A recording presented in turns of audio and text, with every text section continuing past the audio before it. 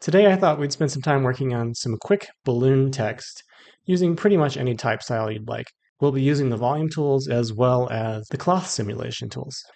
There's a link to the project in the description if you'd like to follow along, and let's get to it. The relatively new simulation features in Cinema make it pretty easy to do balloon text now, something that was a little more challenging in the past. So I'm going to start off with just some text and we'll make it say balloon. Let's do upper and lowercase. We'll do balloon. I'll go ahead and center that. Let's add a little bit of horizontal spacing or tracking, and then I'm going to change the type style as well. And I think I will use Cooper Black. That's a nice balloon type, maybe a little less on the tracking. And let's go ahead and extrude this a little bit so they're kind of square-ish. And then to really make this work, I'm not going to use the text directly, right? Because I can make it have more polygons, but if we just hit NB and look at how this is constructed, this is not something that's going to inflate very well, right? So we need to create something that'll allow us to really inflate these letters. And to do that, I'm going to use the volume tools. So we'll grab our volume builder and put the text inside there. And then we'll just increase the resolution. Let's try 5. That's not going to be enough. We'll try 2. So that's going to give us some nice looking text. And let's put this volume builder in a volume mesher. So now we're getting some actual mesh. Now this mesh is going to be kind of wild and crazy, more than I want to deal with for the simulation with the cloth. And so what I want to do next is just give this a little bit of smoothing and round it off. So now this is feeling a little bit more like balloon type. And after that, I'm going to put this volume mesher in a remesher, right? So I'm just going to grab the remesh object here and throw that in there. Should be fairly quick. We'll see what the remesh looks like. Now that's giving us some nice quality mesh, something we can easily inflate. I might cut it down to like 80% or something like that, just so it's not overdone. And as soon as I'm happy with this, like I feel like the type looks pretty good, but I want to bring these letters closer together again. So I'm going to bring that kerning back in.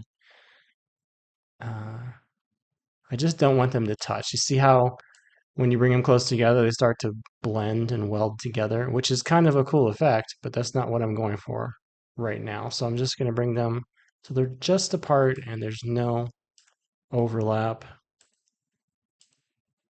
I could see a little bit of them trying to grab together right there. So that's good. I think that's giving us what we need. From here, I'm going to right click on my remesh and just say connect objects and delete. And that's going to get rid of everything. It's going to convert all of this into a single polygon mesh. And from here, all we have to do is sort of edit our settings for our scene. Because if I turn this into a cloth right now, it's just going to fall to the ground. Just need to check my scene, make sure that your gravity is set to be positive. Right now, if I go into, so I hit Control D to get into my scene settings, and then under simulation, I am on scene, and then I'm going to put like 25 in here. And that'll help. So once I put my simulation tag on here, and there's actually a balloon tag. So these are all actually cloth, and there's different buttons on there. I'll show you what I mean. So under the basic tabs and surface tab, it's going to be just as if I didn't put the balloon on there, right? But this balloon feature allows us to inflate something over time. So I'm going to pump this up to 90 frames. Then I'll go ahead and give us like 300 frames in our timeline. And just like that, we're going to have type that starts to float away, and over 90 frames, it's going to inflate. But I did not tell it how much to inflate, so it's not really doing much. I need to tell it to overpressure by, I don't know, we'll say like 2.5. And that overpressure is going to cause it to inflate. So now over time, it's going to get bigger, It's going to blow up like a balloon, and it's going to float off into the sky. Let's go ahead and add some turbulence in there. So I'm going to go to Simulate Forces Turbulence. And let's crank up the scale quite a bit so it's kind of huge. So we'll see what happens now. So now the L's are kind of bouncing into each other. They're filling up with air. So fill it up with less or more air, and you can turn just about anything really into a balloon shape using this system. So I hope you've enjoyed this quick video showing you how to turn text into a balloon in Cinema 4D. If this has been helpful, please like and subscribe to my channel, and I will see you in another video.